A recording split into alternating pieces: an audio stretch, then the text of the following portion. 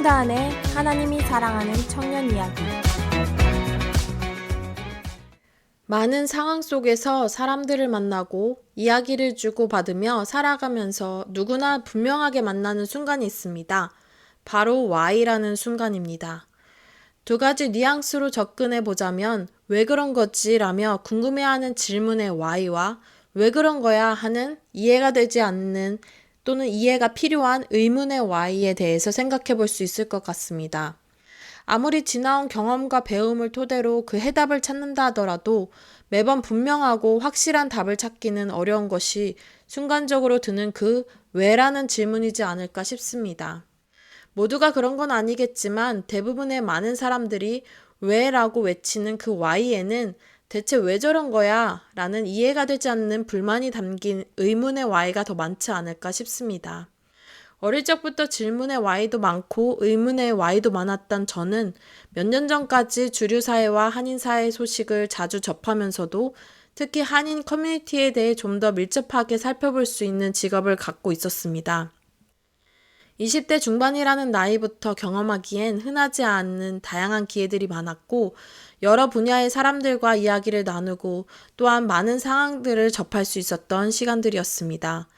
배움과 성장의 밑거름이 되었던 유익하고 귀한 시간이었고 동시에 그 시간들 속에서 질문의 Y도 많고 의문의 Y도 많았던 시간이 가득했습니다. 직장 생활을 하면서 저는 비신앙인을 향한 Y가 나올 땐 오히려 그럴 수 있지라는 좀 더 쿨한 시선과 마음으로 예수님을 믿지 않는 또는 모르는 그들에게는 좀 더 긍휼한 마음을 구하는 자세가 컸던 것 같습니다.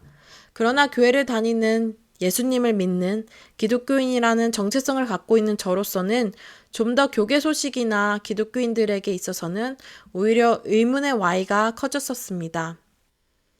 교회 다니는 사람이 어떻게 저래? 예수님 믿는다면서 왜 저러는 거야? 등의 반응이 좀 더 쉽게 나왔던 것 같습니다. 물론 비판, 판단 등 정죄함은 그 누가 되었던 하지 말아야 하지만 당시에 제 주변 지인들과 친구들 그리고 직장 동료들 중에 비기독교인이 상당히 많았었기에 이들이 일하면서 살아가면서 기독교인과 부딪히는 모습을 보면서 부끄러움을 많이 느꼈기 때문에 좀 더 그랬던 것 같습니다. 어느 날은 기독교인이 아닌 한 직원이 어느 한 사역자분이 의뢰한 내용을 잘 이해하지 못한 적이 있었습니다. 교회에 대해 잘 모르는 사람이 관련 용어나 문화에 대해 모를 수 있는 것이 당연한데 이메일을 보내신 그분께서 그 직원이 잘못 이해한 부분에 대해 매우 불쾌함을 드러내면서 강한 지적이 담긴 이메일 답신으로 감정을 표현하신 것을 보게 되었고 그때 유일하게 교회를 다니고 있는 저를 불러다가 이게 무슨 말인지 물으며 이 상황에 대해 매우 당황스러워하는 모습을 보게 되었습니다. 결과로는 이래서 교회를 안 가는 거야 라는 말을 듣기까지 해서 씁쓸했습니다. 이뿐이 아니라 교회 내 문제가 있을 경우 서로의 의견이 맞다고 주장하기 위해 이용당하기도 했고 다른 교회와 비교하며 자신의 교회가 드러나도록 하는 경우도 보고 자신의 생각과 판단을 강요하며 부담을 주는 교회나 성도들도 있었습니다. 정말 교회 다니는 사람으로서 교회 다닌다고 말하기 창피한 상황들이었고 저 스스로도 그 부끄러움에 스스로를 정죄하기 시작하기도 했습니다. 늘어나는 정죄함의 Y는 스스로를 더 주님과 멀어지게 만드는 것 같았습니다. 결국은 그 의문의 Y로 인해 정죄하는 것이 일상이 되어버렸고 내가 좋아하는 기독교인, 내가 싫어하는 기독교인으로 나뉘기 시작하기도 했습니다. 그러다 보니 제 행동과 말에도 영향을 미치기 시작했습니다. 늘 마음은 그러면 안 되고 잘못된 것이라는 것을 분명하게 알고 있으면서도 계속해서 올바른 기독교인과 그렇지 않은 기독교인을 분류하고 정죄하는 죄를 반복적으로 저질렀습니다. 그러다가 점점 망가지는 내 자신을 발견하게 되었고 내 마음 안에서도 나를 붙들고 있는 그 답답함을 어느 순간 나의 Y를 주님께 온전하게 솔직하게 가져가기 시작했습니다. 예전에는 내 안에 드는 모든 질문과 의문을 주님께 가장 먼저 가져갔었는데 어느 순간부터 주님께 Y를 가져가는 것이 아니라 내 감정에게, 내 경험에게, 내 생각에게 내 Y의 답을 줄 수 있도록 주도권을 넘겨주었던 게 아닌가 하는 생각이 들기 시작했습니다.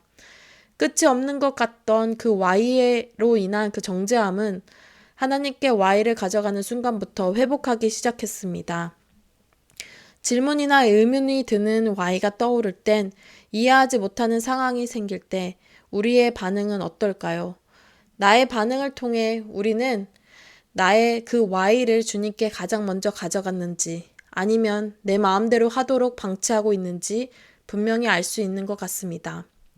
그 상황이 어떻든, 누군가의 그 말이, 그 사람이 어떻든 간에 내가 느끼는 그 순간의 Y를 주님께 그 질문을 곧바로 던져야 합니다.